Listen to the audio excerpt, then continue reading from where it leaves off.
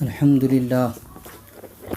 للہ کفا وسلام علی عبادہ الذین اصطفى اما بعد قال اللہ تعالی ادعوا ربکم تضرعا وخفیہ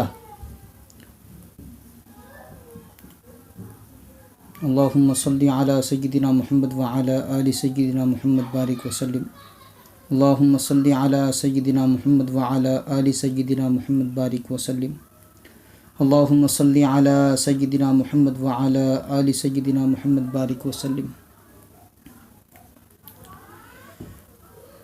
خدا سے مانگ جو کچھ مانگنا ہے اے اکبر، یہ وہ در ہے جہاں آبرو نہیں جاتی۔ معزز سامعین اکرام ملت اسلامیہ کے عزیز نوجوانوں، بزرگان ملت،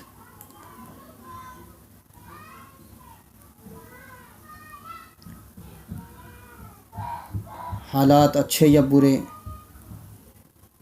یہ اللہ جل جلالہ و من والہ کی جانب سے وارد شدہ ہیں، بھیجے ہوئے ہیں، اور اللہ ہی کی طرف رجوع کرنے سے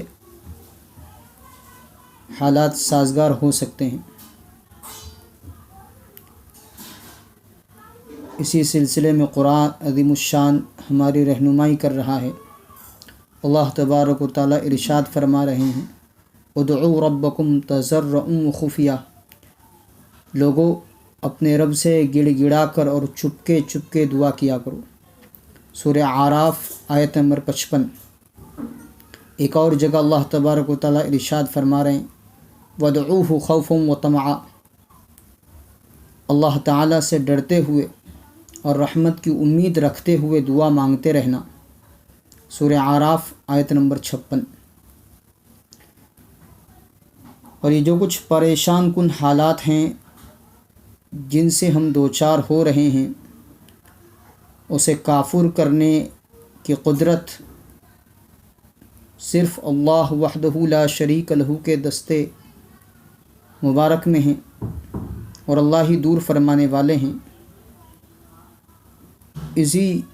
اسی حالت مضطر کا ذکر فرماتے ہوئے فرماتے ہیں امن یجیب المضطر اذا دعاہ ویکشف السوء، اللہ تعالیٰ کے سوا بھلا کون ہے جو بے قرار کی دعا قبول کرتا ہے جب وہ بے قرار اس کو پکارتا ہے اور تکلیف و مصیبت کو دور کر دیتا ہے۔ سورہ نمل آیت نمبر 62۔ تو یہ ایمان والے کا شیوا ہے کہ وہ اپنی تکلیف اور مصیبت کے دور میں خصوصاً اللہ تبارک و تعالیٰ کو پکارا کرے تاکہ اللہ تعالیٰ کو سنے اور اس کی اس تکلیف کو، اس کی اس مصیبت کو دور فرما دے۔ ایمان والے کی صفت بیان فرماتے ہوئے اللہ فرماتے ہیں الذین اذا اصابتہم مصیبت قالوا انا للہ و انا الیہ راجعون، کہ جب کوئی مصیبت ایمان والوں کو پہنچتی ہے تو وہ یہ کہتے ہیں کہ بے شک ہم اللہ تعالیٰ ہی کے لیے بنائے گئے ہیں اور اللہ ہی کی طرف ہمیں لوٹ کر جانا ہے۔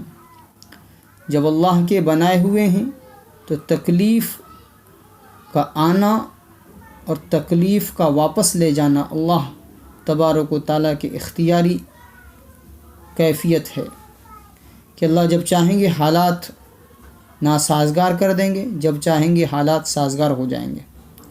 تو ایمان والوں کی یہ صفت ہے، ان کا یہ شیوا ہے کہ وہ مصیبت کے حالات میں اللہ کو پکارا کریں،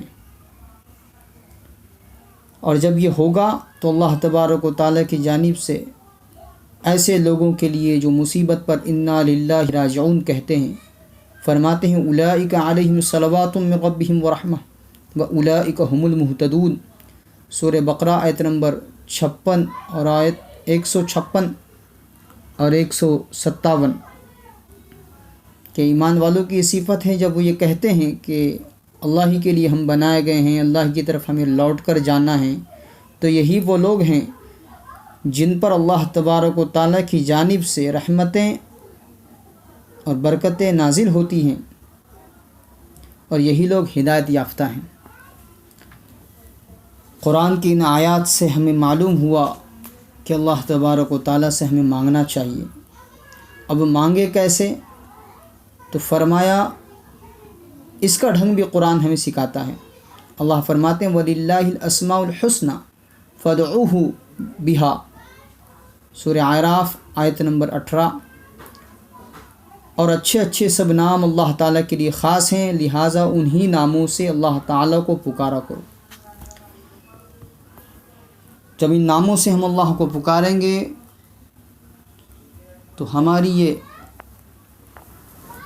مصیبت کی کیفیت، درد کی کیفیت، تکلیف کی کیفیت، وبا کی کیفیت، تالا بند دور کی کیفیت کافور ہو جائے گی، دور ہو جائے گی۔ اب اللہ کے بہت سارے اچھے اچھے نام ہیں، اکابرین امت میں انہی ناموں میں سے چند ناموں کو آشکارا کیا، بتلایا۔ چنانچہ حضرت مولانا خلیل الرحمن سجاد نعمانی فرماتے ہیں یا مجیبو کا ورد کرنا چاہیے۔ بہت سارا اکابرین مسنون دعاؤں کا تذکرہ فرماتے ہیں۔ اسی سلسلے میں مولانا شاہ حکیم محمد اختر صاحب رحمۃ اللہ علیہ کا ایک تحریر شدہ نسخہ دیکھنے میں آیا جو ہمارے ان حالات سے میچ کرتا ہوا مضمون ہے کہ ایسے حالات میں اللہ کے کن ناموں کے ذریعے ہم اللہ کو پکاریں اور کیا ورد ہو کہ جس سے یہ امید باندھی جا سکتی ہے کہ ہمارے یہ حالات سازگار ہو جائیں۔ چنانچہ فرماتے ہیں اپنے دوستوں کو یہ بات بتاتا ہوں کہ روزانہ چلتے پھرتے یا حلیم یا کریم یا واسع المغفرہ کا ورد رکھیں۔ فرماتے ہیں یا حلیم کہنے سے کیا ملے گا؟ فرمایا یا حلیم کہنے سے اللہ تعالیٰ کا عذاب رک جائے گا۔ بتلائیے یہ کتنا بڑا فائدہ ہے۔ پھر اس کو کھول رہے ہیں اکابرین امت کی تحریر کے ذریعے۔ فرمایا حلیم کی تعریف ملا علی قاری رحمۃ اللہ علیہ نے مشکات کی شرح مرقات میں یہ کی ہے، الذی لا یعجل بالعقوبہ، جو سزا دینے میں جلدی نہ کرے، اس کو حلیم کہتے ہیں۔ ہمارے گناہوں کی وجہ سے جو عذاب نازل ہو رہا ہے، اگر یا حلیم کہہ دیا تو گویا ہم نے یہاں زمین پر بٹن دبا دیا اور وہاں عرش پر اللہ تعالیٰ کی اس صفت کے ظہور کا بلب جل گیا، یعنی بندوں پر اس صفت کی تجلی نازل ہو گئی۔ زمین پر اس صفت کا بٹن ہے اور عرش اعظم پر اس کے ظہور کا بلب ہے۔ یا حلیم کا نعرہ لگایا اور عذاب رک گیا۔ اس کے بعد یا کریم ہے۔ کریم کے معنی ہے جو نالائقوں پر بھی فضل کرے۔ اللہ تعالیٰ نے ایک عجیب بات دل میں ڈالی ہے کہ جو بندہ ان تین ناموں کا ورد کرتا رہے گا تو انشاءاللہ اس کے سب کام بن جائیں گے۔ کریم کہتے ہیں الذی یعطی بغیر استحقاق و بدون، جو اپنے بندوں پر باوجود نالائقی اور نااہلیت کے رحم کر دے۔ تو اللہ تبارک و تعالیٰ کے یہ جو نام حضرت نے چنے ہیں، یا حلیم یا کریم یا واسع المغفرہ، اس کا ورد کرتے رہنا چاہیے۔